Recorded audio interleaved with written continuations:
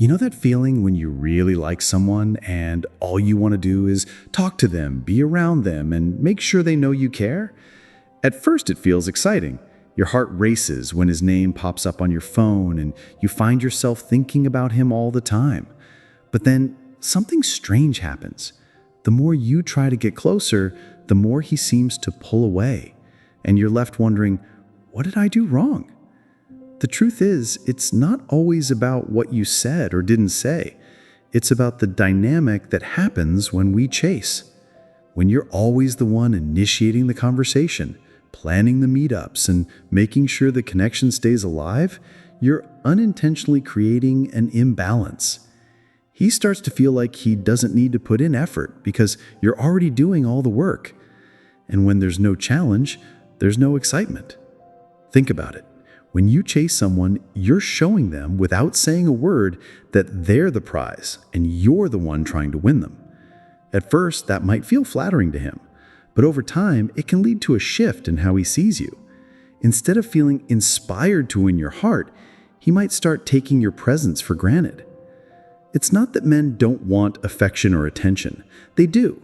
But when it's given in unlimited amounts before there's a real foundation, it loses value. Imagine if you had a favorite dessert, and suddenly you could have it every single day without any effort. You might still like it, but it wouldn't feel as special. The same principle applies to relationships. Sometimes, chasing also creates subtle pressure. Even if you don't mean to, your constant availability and eagerness can make him feel like he has to respond in a certain way. That pressure can make him retreat, not because he doesn't like you, but because he feels the need to regain space and freedom. The more you try to close the gap by chasing, the wider it can become. And that's where the cycle starts. You sense him pulling away, so you try harder to get him back. But the harder you try, the more distant he becomes. It's exhausting, confusing, and it chips away at your self-confidence. What he often needs, though he may not even realize it, is space to choose you. People value what they work for.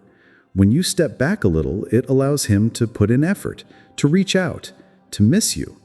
That space gives him the chance to feel that excitement of winning your attention again.